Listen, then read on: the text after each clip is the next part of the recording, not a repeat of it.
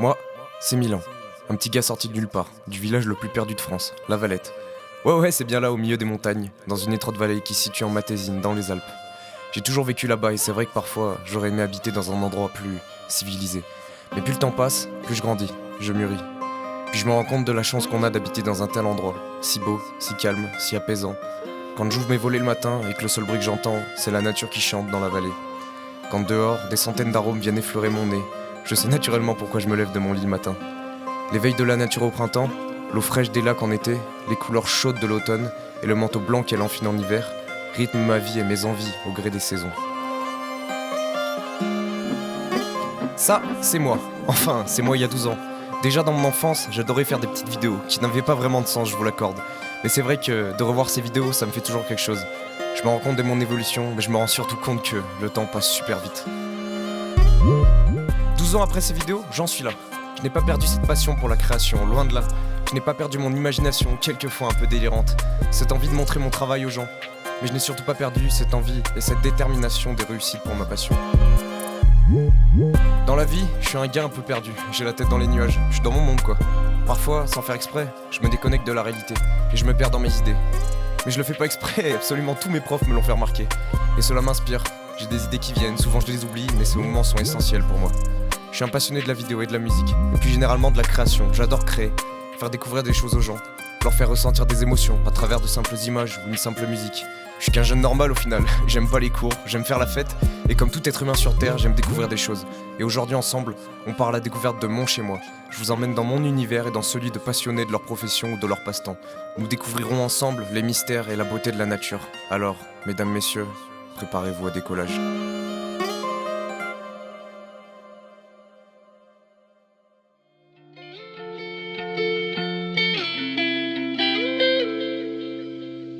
Voilà, j'y suis.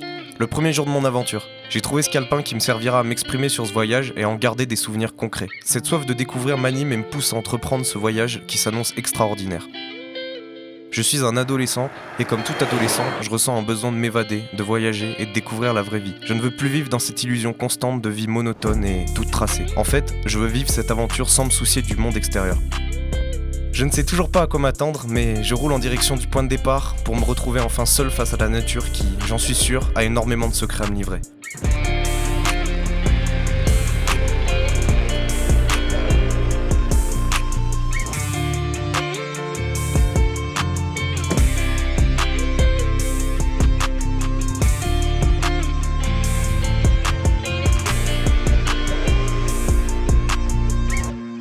C'est à ce moment précis que tout commence.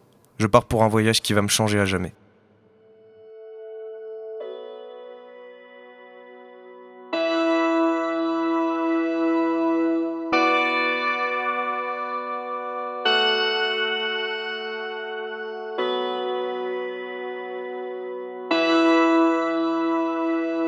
Alors du coup, moi Sébastien, je suis berger depuis 8 ans, j'ai 31 ans. Je viens de la région lyonnaise à la base et là on est sur les cimes du Sapet, sur la commune de la Val-d'Ans, en Isère, donc pas très loin des Hautes-Alpes. Une petite vallée bien secrète, bien sauvage, qui est relativement préservée je trouve du tourisme.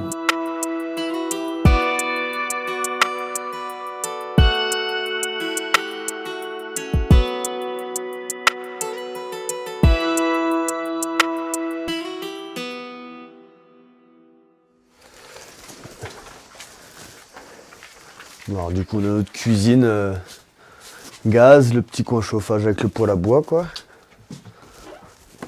Là ici on est full équipé parce qu'on a une douche et des toilettes sèches. Là c'est la chambre d'amis. Puis là-haut c'est notre dortoir où on dort à deux. Où il y a de la place quoi. Avec le petit chat qui dort. Et l'avantage de cette cabane, c'est qu'au moins on a accès direct, on a vue sur notre troupeau quoi, si la nuit ça brasse avec le loup. Au moins on met un coup de phare directement d'ici et on voit un peu ce qui se passe quoi. Tout ça, c'est tous les impacts de grêle, tout ça. On était bien dessous. Ouais. Et puis là, il y a Là on a tout ce qui est croquettes, filets, blocs de sel. réserve à bois, puis un petit atelier pour bricoler, quoi. Alors du coup, le métier de berger, c'est comme ça, on pourrait paraître que c'est juste de la conduite de troupeau, mais ce métier, ça englobe énormément de choses. Du fait qu'on travaille sur un biotope, on est là pour entretenir les milieux ouverts, donc les montagnes, c'est-à-dire que les brebis ont plusieurs impacts. D'une, c'est qu'elles profitent de l'herbe d'estive, ça fait que c'est des bêtes qui profitent, qui prennent du gras. Les agneaux, on les monte, ils sont petits, pareil, ils profitent et on les descend bien engraissés. Le deuxième aspect du métier, c'est vraiment maintenir les milieux ouverts, c'est-à-dire que une montagne sera de moins en moins pâturée, on va avoir de plus en plus de résineux qui vont venir, on va avoir de plus en plus de rhodos, de myrtilles. Tout ça fait que les milieux se referment, donc il y a un milieu qui se referme, c'est un milieu où il n'y a plus tellement de broutards, il n'y a plus de faune, il n'y a plus de flore. Et c'est des milieux sur le long terme qui se vident de leur biotope, quoi, de la faune, de la flore, et c'est des milieux qui viennent à dépérir, quoi. Là je sais qu'ici il y a une zone de tétra, donc ici on n'y va pas trop avec les brebis, je crois que c'est jusqu'au 15 ou 20 juillet, si je dis pas de bêtises, par rapport au niché, quoi, pour pas piétiner. Et à un autre endroit de l'autre côté où on doit surpâturer pour éviter que les rhodos et les myrtilles finissent de tout envahir, quoi. On va dire c'est le seul contrainte qu'on a, des réelles contraintes par un cahier des charges. C'est le nombre de bêtes sur la montagne, le nombre de chèvres sur la montagne et des zones à préserver ou des zones à surpâturer. C'est la seule contrainte qu'on nous donne. Après le reste on gère l'herbe et la montagne comme on veut, quoi. Moi, mes chiens, ils travaillent en fonction de l'inclinement de mes épaules. C'est-à-dire que si je regarde le troupeau en bas, que je leur dis va les chercher, elles vont filer en bas. Si je regarde mon troupeau en haut, elles vont aller en haut. Elles sont vachement attentives à où je regarde et elles s'adaptent en fonction de où je regarde, tu vois. Après ça, c'est à force de travail, vu que je travaille à l'année avec mes chiens, tu vois, elles savent ce que je leur demande et on se connaît par cœur avec les chiens, quoi. Tiger en bas. Amen, Amba, yep! Vey! Yep! Stop! Viens là! C'est bien aimé, bon chien. Et tu vois, regarde, là j'ai gueulé, et les brebis, là, les chèvres là-haut, là, elles filaient là-bas, elles savent pas si c'est pour elles, du coup elles font quoi? Elles repartent dans le bon sens, tu vois. La montagne, c'est un endroit qui est un peu magique, qui est hors du temps, c'est un milieu où on se sent privilégié, mais d'un autre côté, on se sent remis à sa place, on se sent seul, mais pas seul complètement. Je trouve que c'est un milieu qui est plein de paradoxes, comme on peut avoir très beau temps comme là, et dans une heure, se prendre un orage à pas y voir à 2 mètres. C'est vraiment un endroit, moi, je trouve, où le mot liberté prend tout son sens, quoi. Moi, c'est plus c'est un petit paradis, quoi, un petit havre de paix où on est loin de tout et où les choses essentielles sont remises au centre du quotidien, quoi. C'est des interactions vitales avec un grand V, quoi, avec le vivant, avec la nature, la faune, la météo. Quand on pratique le métier de berger, je pense que beaucoup des bergers seront d'accord avec ça, dans le fait où le plus beau point de ce métier, c'est la liberté, quoi.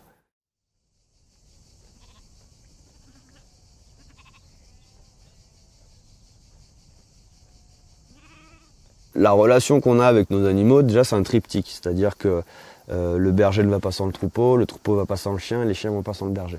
Donc vraiment, tous les trois, on est plus ou moins liés. Après, les troupeaux de brebis varient d'une race à l'autre, varient d'un éleveur à un autre. Mais au bout d'un mois, les brebis savent comment les chiens tournent, les chiens savent comment les brebis tournent, donc le berger s'adapte à ça.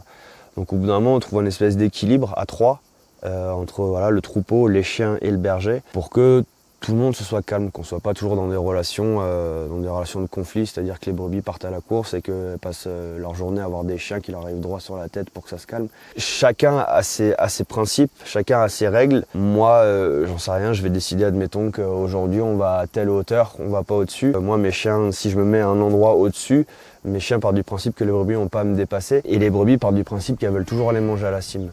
Donc en fait, les brebis vont comprendre que on va pouvoir aller jusqu'à cette hauteur-là, sinon il y a les chiens, que les chiens vont partir du principe qu'on peut laisser un peu de marge aux brebis pour qu'elles continuent de monter sans que ça court et que nous, on puisse avoir une gestion assez organisée de notre herbe, quoi. Tout le monde met un peu d'eau dans son vin pour que tout le monde trouve son équilibre et que, voilà, et que les brebis passent pas leur temps à courir et que les chiens passent pas leur temps à courir après les brebis et que le berger passe pas son temps à gueuler sur les brebis et les chiens, quoi. C'est une harmonie qu'on essaie de trouver entre nous trois, quoi.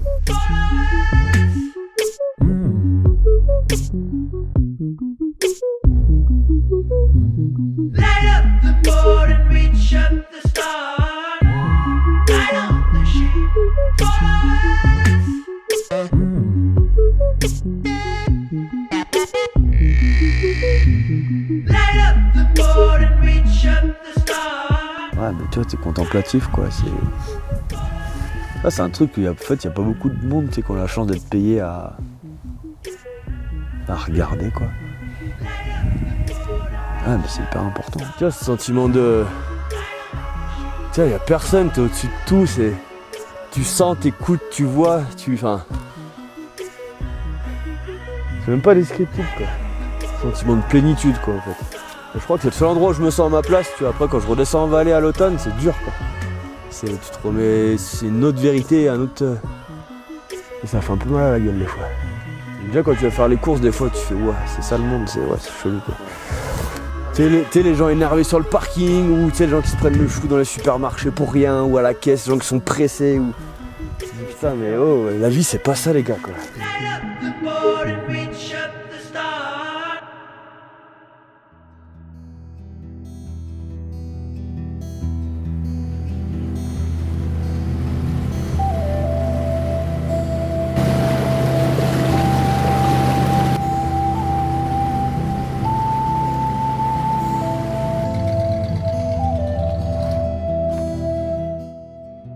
Jour 2. Hier, j'ai rencontré Bastien et j'ai encore du mal à cerner la journée qui vient de se passer. C'était intense, physiquement comme mentalement. J'ai eu l'impression de me sentir hors du temps. Je n'avais plus aucun problème, juste j'appréciais le moment présent. C'était comme si mon esprit avait largué les amarres et qu'il naviguait sur les flots verdoyants avec Bastien comme seul capitaine. Cette personne était très inspirante, car malgré nos vies relativement dissemblables, nous étions tolérants et enthousiastes l'un envers l'autre. Bastien pratique ce métier depuis 6 ans et pourtant, il est toujours autant admiratif face à cette nature qui le fait littéralement vivre. Quant à moi, j'ai pu contempler un paysage époustouflant, écouter la nature chanter et respirer un air pur. Cette journée m'a déconnecté du monde et cela m'a fait un bien fou. J'ai vraiment hâte de voir la suite.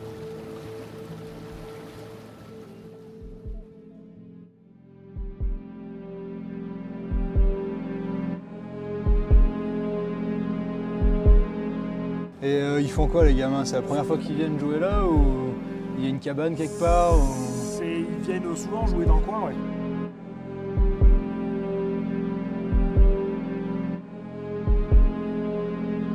Donc ils sont ensemble, c'est 2 enfants ensemble qui n'ont pas donné de nouvelles depuis ce matin. Ils devaient donner des nouvelles à quelle heure? Ils devaient rentrer pour midi, d'accord. Et ils sont partis ils jouent dans les Isartons du bas. Ok, ils sont partis ce matin. Ils ont quel âge? 16 et 13. Garçons, filles. Donc là, zone préférentielle. On va quadriller toute cette zone ici, là, avec un secouriste qui fera le bord nord du chemin.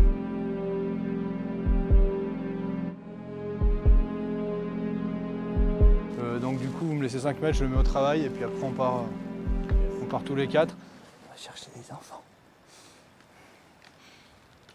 Cherchez bonhomme. Marco, de Simon, on entame la recherche. Donc bonjour, je m'appelle Simon, j'ai 32 ans, je suis pisteur secouriste maître chien d'avalanche. Et donc je travaille avec mon coéquipier Tsuga, ici présent. Donc mon métier à la base, c'est pisteur secouriste, donc secouriste sur les pistes de ski, avec tout ce qui implique la sécurisation du domaine skiable. Et donc avec la spécialisation maître chien d'avalanche qui inclut du coup l'opérationnel de recherche de victimes ensevelies sous avalanche avec un chien. Alors depuis très jeune je pratique la montagne et je suis très fan de tout ce qui se fait en montagne. Très vite j'étais attiré par le ski, mon père était moniteur et du coup j'étais plus attiré par l'aspect secours, action qui m'a rapidement orienté vers le milieu de pisteur secouriste avec les options d'artificier pour déclencher les avalanches. Et puis l'aspect animal avec le chien pour la recherche m'intéressait beaucoup et du coup voilà, j'ai fait une dizaine d'années de pisteur avant de passer à la spécialisation maître chien d'avalanche.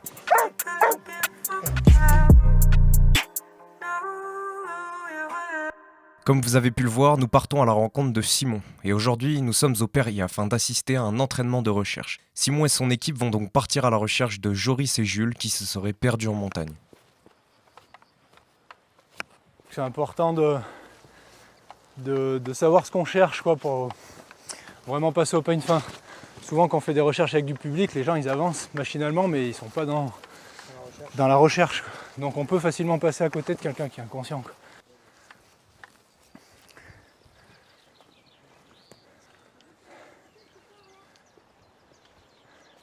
Lors de la recherche, lors d'une recherche en terrain sec, on va favoriser des zones denses, des zones entre guillemets, pardonnez-moi du terme merdiques, qui vont être difficiles d'accès, un peu rocailleuses, un peu raides. Quelquefois, on va avoir usage un peu recours à la corde pour taper un peu des mains courantes, installer des accès un petit peu plus sécurisés. Et donc en fonction de la progression de l'équipe, il y a des endroits qui vont être facilement balayables et se rendre compte qu'il y a notion ou pas de victime, et puis d'autres zones qui, de par leur densité, vont nécessiter un plus grand regroupement de secouristes au mètre carré, de manière à pouvoir vraiment passer, comme on dit, au peigne fin, cette zone. Donc c'est pour ça qu'on va avoir des équipes de secouristes qui vont et viennent, qui se mouvent en fonction de la topographie du terrain, de manière à être le plus efficace possible sur ce type de recherche. Nous sommes divisés en deux équipes.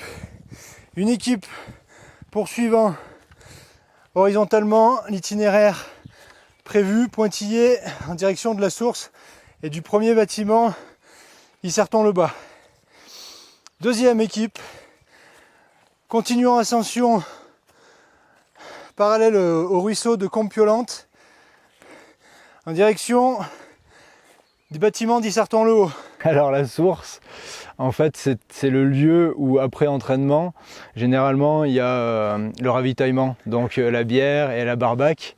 Et donc on repère la source après une intervention, c'est qu'on a finex comme on dit, la mission est accomplie. Cela fait maintenant 1h30 que l'on marche et nous n'avons toujours aucune nouvelle des deux jeunes. L'équipe s'est séparée en deux groupes afin d'élargir les recherches. Et à ce moment-là, la deuxième équipe dit dans la radio qu'ils ont retrouvé Joris. Mais toujours aucune nouvelle du deuxième, Jules. Alors, les recherches continuent pour l'équipe de Simon. Ouais, ils en ont un. Deux PC reçus, donc tu confirmes avoir trouvé une des deux victimes recherchées, Joris, se plaint de douleur, et vous êtes au chalet Isserton-le-Bas. Tu sais dans quel état il était Il était normal, ouais. Oui, ça allait. Écoute, d'après Joris, ça allait, hein, il vouait vers les baraques. Et puis depuis, il l'entend pas, il le voit pas. Il t'a vu tomber. Mais quand ils sont séparés, il allait très bien. C'est pris en direct pour Sim. Touchez pas la casquette, si elle n'a pas été touchée, peut-être qu'on verra ce qu'on peut en faire. Toujours en progression. On traverse un canyon sec, là. En progression du nord et de la source, donc de la première équipe, j'imagine. Jules! Oh, Jules! Jules!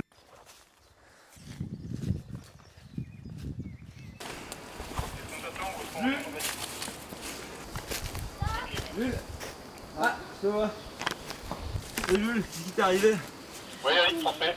On a trouvé Jules dans les bâtiments. Qui est passé à travers le toit ou qui est tombé. Donc on l'a retrouvé, en tout cas, il est là. Et de PC, est-ce que tu as une première description, un petit bilan à me transmettre? Est-ce qu'il est conscient, bonne santé ou est-ce qu'il est blessé? Il est en cours de bilan. Ouais, de PC, c'est reçu. T'as mal sur 0 à 10, tu dirais que t'as mal à combien à peu près? Ouais, de PC, 7. pour ensemble des... Je suis avec Jules, il a fait une chute d'environ 1 mètre et il se plaint d'une grosse douleur dans le bas du dos.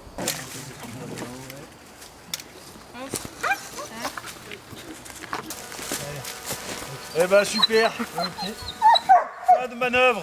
L'organisation, lorsqu'on a fait l'entraînement en terrain sec sur le Perrier, était donc un peu plus complexe puisqu'il y avait déjà on était en terrain sec et puis il y avait l'implication de plusieurs organismes de secours avec des secouristes extérieurs et un poste de contrôle, des unités d'autres corporations.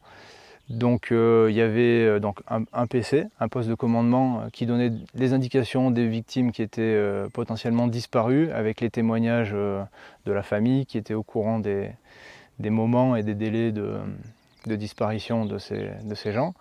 Et puis derrière, il y avait des équipes qui se sont réparties donc en fonction de recherche pour faire déjà un premier sondage, ce qu'on appelle une battue, en fait, qui est une recherche visuelle d'un indice de présence ou d'une découverte d'une victime ou de cris, de choses comme ça. Ensuite, du coup, il y a la découverte de la victime et puis la prise en charge de la victime. Donc une fois que la victime a été trouvée, on la prend en charge en fonction des moyens qu'on a et des moyens qu'on a besoin. Donc on en réfère au poste de commandement pour que lui puisse éventuellement envoyer des renforts humains et matériels pour pouvoir parfaire le sauvetage. Pour mettre au travail le chien, c'est à la fois très simple et à la fois très personnel. Chacun a son petit mot, sa petite intention. Le plus important, c'est d'être concentré sur ce qu'on lui demande et de ne pas papillonner à ce moment-là, mais le contexte fait que c'est pas réellement possible. Donc un mot, un bruit, une intention, voilà. Moi c'est assez simple. Je l'invite, je le dirai pas là parce qu'on n'est pas au travail, mais sur le principe, voilà, c'est juste l'intention de on y va.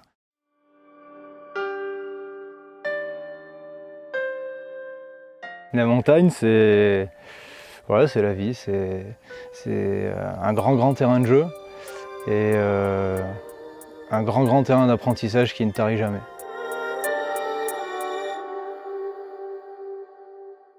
Donc la relation que j'ai avec mon chien, du coup, déjà à la base, c'est une relation très amicale d'être humain à animal.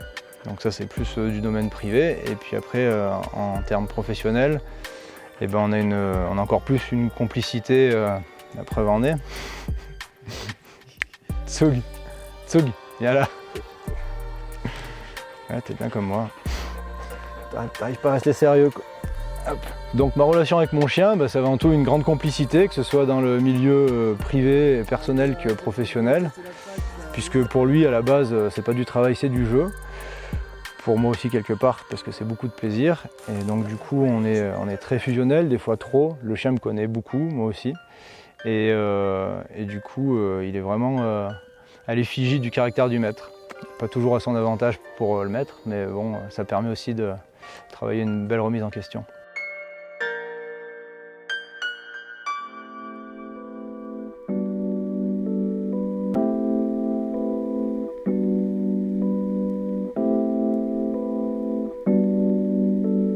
Jour 3. La montagne est un grand terrain de jeu et un grand terrain d'apprentissage qui ne tarit jamais. Cette phrase qu'a dit Simon aujourd'hui m'a marqué, car elle semble universelle. En fait, chacun trouve en la montagne quelque chose de plus ou moins personnel, qui leur permet de s'évader et de faire ce qui les passionne. Simon, lui, il est amoureux de son métier et ça se ressent. Il le compare à un jeu en y combinant un sérieux hors pair, souvent accompagné d'une touche d'humour. Tsuga, lui, il ressemble énormément à son maître. La montagne étant son terrain de jeu, mais aussi son lieu de travail. Ce lien entre eux m'a impressionné. Ils se comprennent avec un simple regard ou une simple intention. Ils m'ont rappelé Bastien avec ses brebis et ses chiens. Ce lien à l'animal est vraiment splendide. Merci à Simon et Tsuga, vous formez un duo magnifique. De plus, vous sauvez des vies, et ça n'a pas de prix.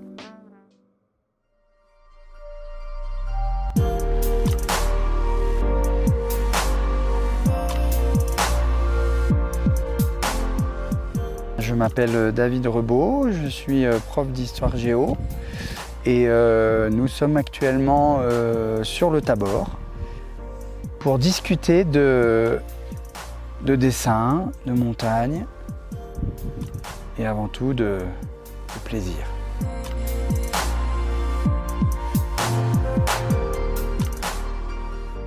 Moi je suis plus, je dirais, illustrateur. Donc j'utilise pas des médiums, j'utilise des médiums qui permettent qui sèchent très vite, de l'aquarelle, de l'encre, etc. Et pas du tout d'huile, d'acrylique. Voilà. Donc moi j'ai toujours dessiné rapidement, par manque de temps et de patience.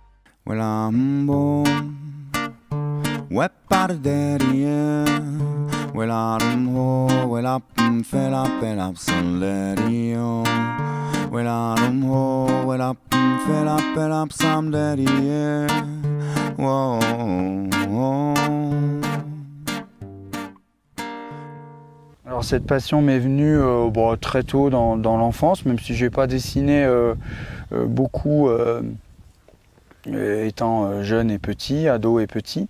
Je m'y suis mis assez tard en fait. Hein. Et puis c'est un mode d'expression qui m'allait. Je suis assez mauvais en musique, assez mauvais en écriture.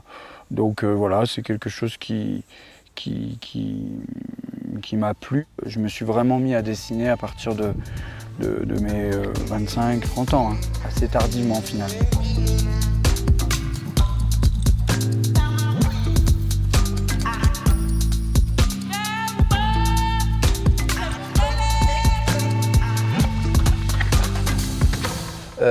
En fait, je ressens le plaisir de rentrer dans l'intimité du paysage. C'est-à-dire le fait d'essayer de le représenter et de lui redonner ce qu'il m'a procuré comme émotion. C'est un peu bizarre, mais de l'honorer d'une certaine manière. À la différence de la photo, on va essayer, je pense, de capter une réalité à un moment donné. Ici, on parle, le dessin, c'est un outil de communication, on parle à l'avenir aussi. C'est-à-dire, qu'est-ce que j'ai envie de voir de ce moment précis? Qu'est-ce que j'ai envie de retranscrire? Qu'est-ce que j'ai envie de lire dans 10 ans quand je vais revoir le dessin? Je vis un peu à 100 à l'heure dans la vie et c'est un moyen pour moi de garder des clichés de mon existence, quoi, que j'ai plaisir ensuite à retrouver plus tard.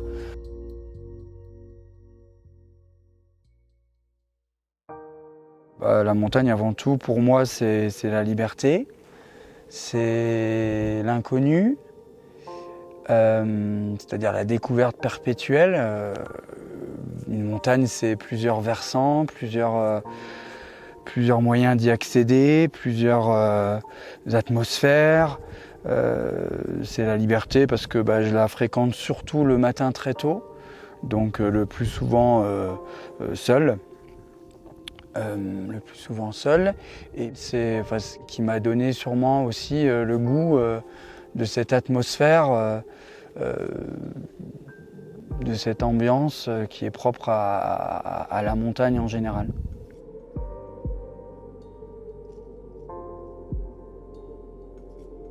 D'ailleurs, ça ressemble un peu à la montagne, c'est-à-dire que le dessin, avant d'avoir quelque chose d'abouti, ça demande un effort. Faut se lever le matin, tôt, avant les autres. Je parle de la montagne là. Il faut gravir, donc ça demande un peu d'entraînement, on souffre un peu, on a un peu peur, etc. Il y a de l'appréhension. Le dessin, c'est un peu pareil. C'est-à-dire que il faut s'y mettre. Quand on commence à le faire de manière un peu régulière et à répondre à des commandes, ça ça devient presque un travail au sens où on n'a pas forcément envie toujours de s'y mettre. Un peu comme en montagne, on ne sait pas trop ce que ça va donner. Des fois, 2 heures de travail produisent quelque chose d'un peu nul et ridicule à jeter. Et puis quelquefois, 10 minutes, il y a des fulgurances. Comme en montagne, tu as des moments comme ça, 5 minutes où c'est merveilleux, puis après les nuages comme aujourd'hui enveloppent tout. Voilà, donc ça c'est finalement une activité qui ressemble assez. La montagne, le dessin, on retrouve des sensations en tout cas.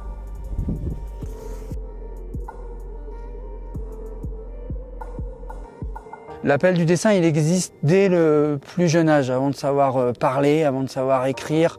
On dessine. Le fait de marcher, c'est quelque chose qu'on acquiert très vite. Et ces 2 pratiques qu'on a très jeunes, la seule chose que je me dis, c'est que c'est quelque chose de gratuit. C'est quelque chose qu'on peut ne jamais arrêter. Et le dessin, surtout, on a le tort de l'arrêter à un moment. Le plus souvent, les gens s'arrêtent de dessiner et puis quelquefois ne vont pas dans la montagne parce que c'est loin, parce que ça demande du temps, de l'effort, de l'énergie. Le dessin, c'est un peu pareil, ça demande de se poser, etc. Et pour moi, je me dis que le dessin, c'est quelque chose qu'on peut faire jusqu'au bout.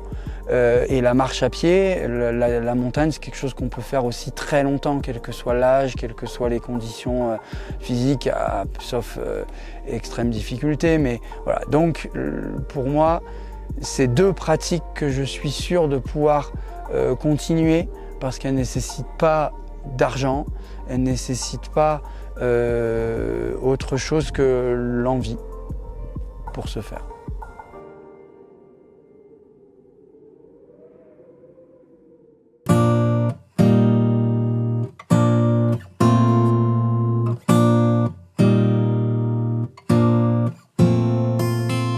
Jour 4. David m'a partagé aujourd'hui sa vision et son activité en m'emmenant avec lui dans une simple balade en montagne.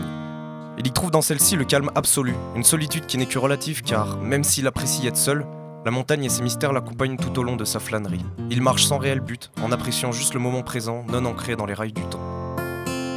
Le dessin n'est pour lui pas une fin en soi, mais plutôt un moyen de retranscrire ses émotions à travers la montagne qui n'est que support de ses œuvres. De plus, ces deux passions sont liées de par leur accessibilité depuis l'enfance, car, comme il le dit, marcher et dessiner sont deux activités que l'on pratique dès notre plus jeune âge. Et c'est sans compter que ce qu'il représente n'est que sa vision subjective qu'il a sur le monde. Cette vision m'a ouvert l'esprit et j'ai découvert la montagne sous un nouvel aspect.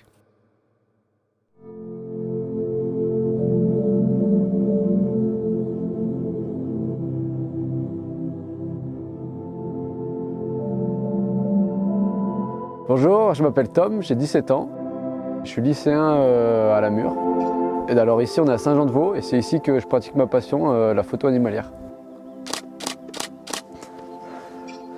Petit lièvre, on est souvent là avec sa femelle, ils sont deux, c'est un couple. Ma passion c'est la photo animalière, c'est-à-dire donc avoir un appareil photo, se mettre en camouflage et puis aller dans la nature et chercher les animaux afin de les prendre en photo et voir des moments de leur vie. Cette passion, elle m'est venue depuis tout petit. Donc tout petit, j'allais dans la nature, j'habitais vraiment dans la campagne. Donc je me levais le matin, je voyais des chevreuils de ma fenêtre, des renards qui passaient, tout ça. J'ai toujours apprécié les animaux, ça a toujours été une passion pour moi. Et puis petit à petit, en grandissant, la photo s'est ajoutée à ça. Je me suis dit que c'était un bon moyen d'encore plus aller dans la nature et encore plus la découvrir. Et puis c'était un moyen de partager ce que je faisais encore plus.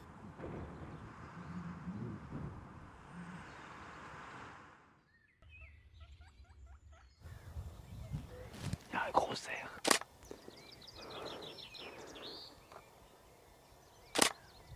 En fait, c'est deux cerfs. Il est énorme.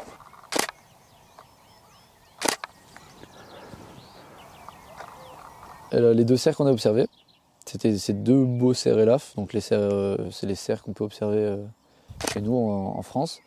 C'est les plus grands cervidés de France d'ailleurs, les plus grands représentants. Tout ça cramé. Celui du fond, il nous lâche pas du regard. C'est pour ça qu'on bouge plus. C'est un gros parce qu'il est déjà bien repoussé, ses bois sont déjà bien repoussés. Ceux qu'on a vus là, ils avaient des bois déjà très très grands. Parce qu'en fait, il faut savoir que les cerfs ils perdent leur bois en février. Et jusqu'à août, ces bois ils vont repousser. Et comme ça en septembre, les bois ils sont massifs et comme ça les mâles ils sont prêts à se reproduire. Et du coup là ils ont besoin de sortir plus que d'habitude pour se nourrir et pour avoir plein de nutriments. Pour que leur bois repousse bien et qu'ils soient bien grands. Je reviens pas trop de ce qui vient de se passer. Ouais, je pensais pas qu'on les verrait là, plus loin peut-être. Le deuxième, il nous a même pas vu. Le premier, en fait, c'est une voiture qui est passée. Et du coup, il a tourné la tête et il nous a vu. On va avancer, il y aura peut-être des bêtes encore plus loin. La montagne, à mes yeux, ça représente plein de choses parce que bien sûr, c'est ce qui nous entoure depuis toujours.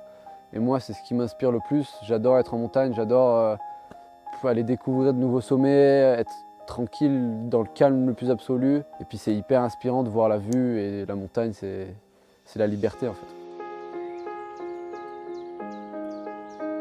Ce que je ressens quand je fais de la photo, c'est vraiment la liberté d'aller où je veux, personne ne me dit ce que je fais, je vais où je veux, je vois ce que je vois. Et puis de pouvoir me dire qu'un jour je vais y aller, je vais voir quelque chose et le lendemain je vais y aller et je verrai rien du tout.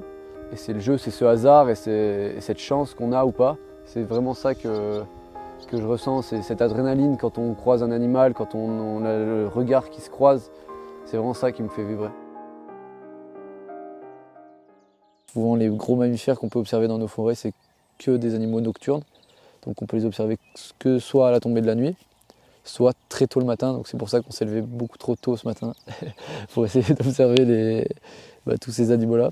Puis bon voilà, on se lève, c'est difficile de se lever, mais quand on voit ce qu'on a vu aujourd'hui, on se dit qu'on a bien fait de se lever et puis c'était cool. Là-bas, c'est une biche. Il y en a une derrière, le long de la barrière. Elle nous a vus, elle s'approche. La biche, elle est curieuse, elle veut voir quel individu on est, donc elle s'approche de nous. Et on a un léger vent qui vient comme ça à peu près. Et donc elle va essayer de prendre le vent sur nous pour essayer de nous sentir, essayer de nous analyser et savoir qui on est. Donc elle se rapproche bien, elle pense qu'on l'a pas vu en fait. Elle va arriver vraiment proche de nous, je pense.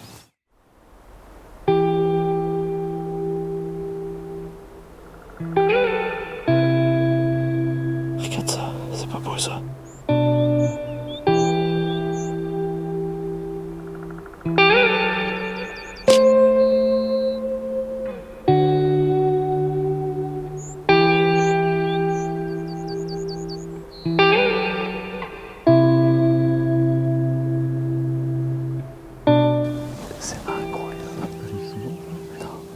C'est quand même incroyable comme elle était curieuse. Elle était à 10-15 mètres de nous.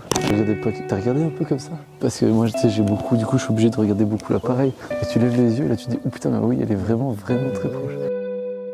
Ce qui vient de se passer, c'était un peu ouf, enfin même complètement ouf. On a vu 2 biches au loin et il y en a une qui a plongé derrière les barbelés et l'autre qui est restée de l'autre côté. Donc on a essayé de l'approcher et elle nous a vus. Et au lieu de fuir, elle a vraiment décidé de venir vers nous, donc elle nous a approchés. Donc c'est pas nous qui allions à l'animal, c'est elle qui est venue à nous. Puis c'est assez rare, puis c'est complètement ouf. Et elle est venue vraiment à 10-15 mètres de nous. C'est vraiment rare et c'était ouf. Il y a différents moyens d'observer les animaux. On peut par exemple faire comme on a fait aujourd'hui en billboard. Donc on approche les animaux, on se promène. Puis dès qu'on voit une bête, on essaye de l'approcher ou de la photographier. Sinon, il y a l'affût. Donc on construit une cabane ou un affût, quelque chose avec un filet de camouflage, quelque chose. Puis on se met derrière, on sait que l'animal est là. Et donc on s'attend à ce qu'elle vienne et puis on patiente et puis jusqu'à ce qu'elle vienne. Ou pas d'ailleurs. Ce qui est super important aussi qu'il faut dire, c'est que les animaux, c'est des animaux sauvages. Donc tous ceux que j'approche, ils sont sensibles à l'homme et ils connaissent beaucoup de dérangements. Donc c'est super important d'approcher discrètement et de ne pas déranger les animaux. Parce que forcément, si on veut des belles images, un animal qui est dérangé, ça se ressentira sur l'image et puis c'est forcément moins beau. Après on fait comme on peut, forcément quand on va dans la nature on dérange forcément, donc même un petit oiseau ou un insecte on dérange. Et il faut essayer de limiter son dérangement et en être conscient. Alors là on va aller chercher mon piège photo. Donc en fait le piège c'est un petit boîtier qu'on pose autour d'un arbre et qui déclenche dès qu'il y a un passage, dès qu'il y a un mouvement il déclenche. Donc ça permet de voir quel animal passe. Voilà, ça c'est mon piège. Donc c'est tout simple, ça s'accroche grâce à une corde. Puis donc ça permet d'observer plein d'animaux différents. Donc là on va regarder un peu ce qu'il y a. Petit renard qui est passé. Grâce au piège on peut voir la date et puis l'heure de passage de l'animal. Ça permet de savoir les horaires des animaux et à quelle heure ils passent. Puis de connaître leurs habitudes, savoir s'ils viennent tous les jours, s'ils viennent que de temps en temps. Puis du coup c'est super pratique pour, ça nous aide, c'est du repérage sans être sur les lieux, donc c'est hyper pratique. Alors il faut apprendre à regarder les animaux et puis ce qui se passe autour de nous. C'est pas seulement un chevreuil qui traverse devant notre roue de voiture à 3 h du matin. Il faut apprendre à apprécier cette faune, puis à comprendre comment elle fonctionne, au lieu de ne pas la respecter et de faire n'importe quoi. On a la chance chez nous d'avoir une faune extraordinaire avec énormément d'animaux. Et je trouve que c'est très important de voir comment elle fonctionne et de la préserver.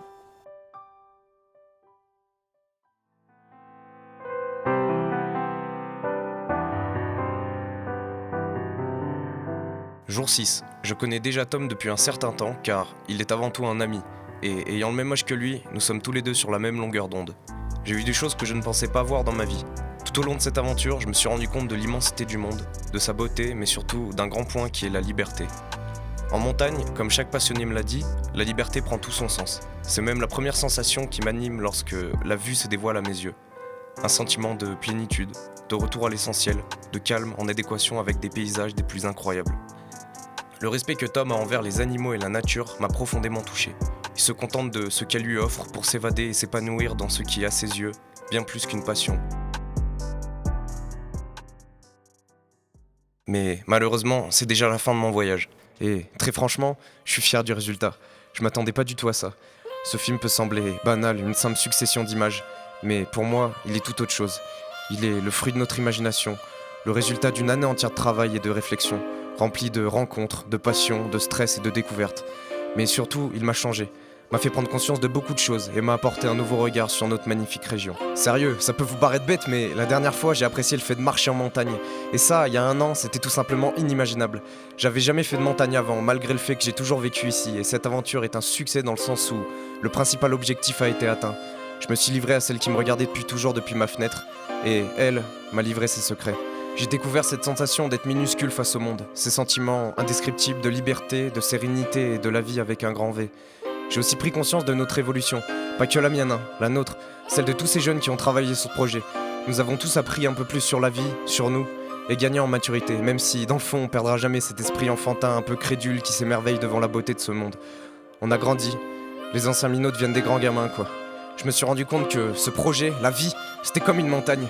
Elle paraît inatteignable vue d'en bas, mais avec de la passion et de la détermination, le sommet n'est pas si utopique. Loin de là, il suffit de se lancer, d'écouter son cœur.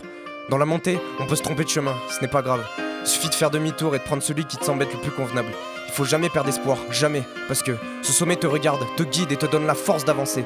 Mais ça va pas toujours être facile, ah ça non. Sur ton chemin, il y aura des obstacles, du mauvais temps, des parois escarpées, ce genre de moment où t'aimerais tout arrêter et redescendre.